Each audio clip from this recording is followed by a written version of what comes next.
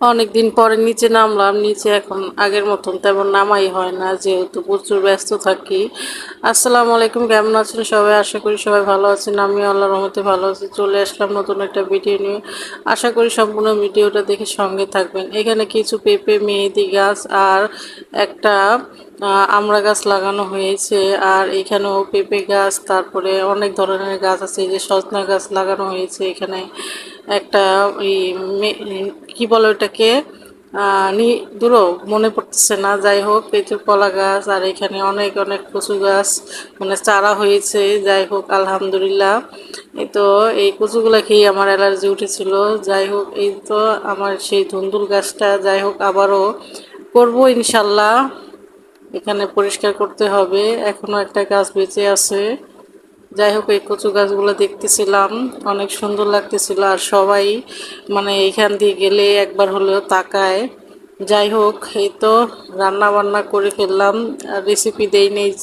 আর শরীরটা অনেক খারাপ। এখানে পোয়া মাছ দিয়ে ধুন্দুল দিয়ে রান্না করেছি।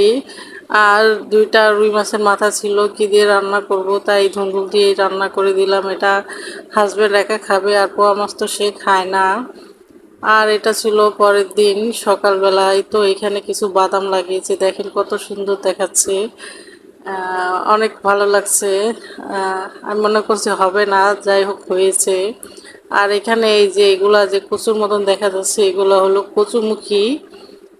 তো লাগিয়েছে, হয়েছে, এখন ভিতরে কিরকম হয় জানি না। আর এখানে জায়গাটা পরিষ্কার করেছে, ইট ইটা মিটা মানে যেগুলো ছিল সব পরিষ্কার করেছে। এখানে কি লাগাবে জানি না।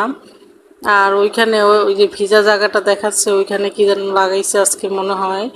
আর ওই পাশে কাঁচামরিচ গাছ আছে। যাই হোক, মাশাল্লাহ বলতে ভুলবেন না।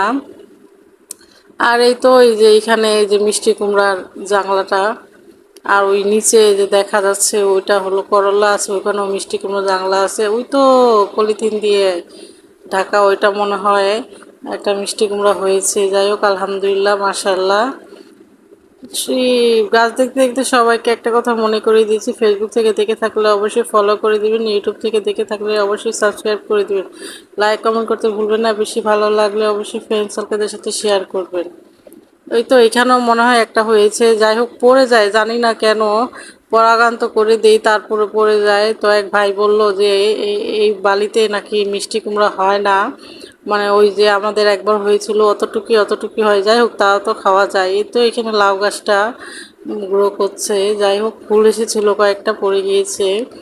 আর তো এখানে দাঁড়ালে কত যে ভালো লাগতো, এখন আর সেই ভালো লাগাটা কাজ করবে না। যাই হোক, সবাই দোয়া করবেন। আল্লাহ হাফেজ।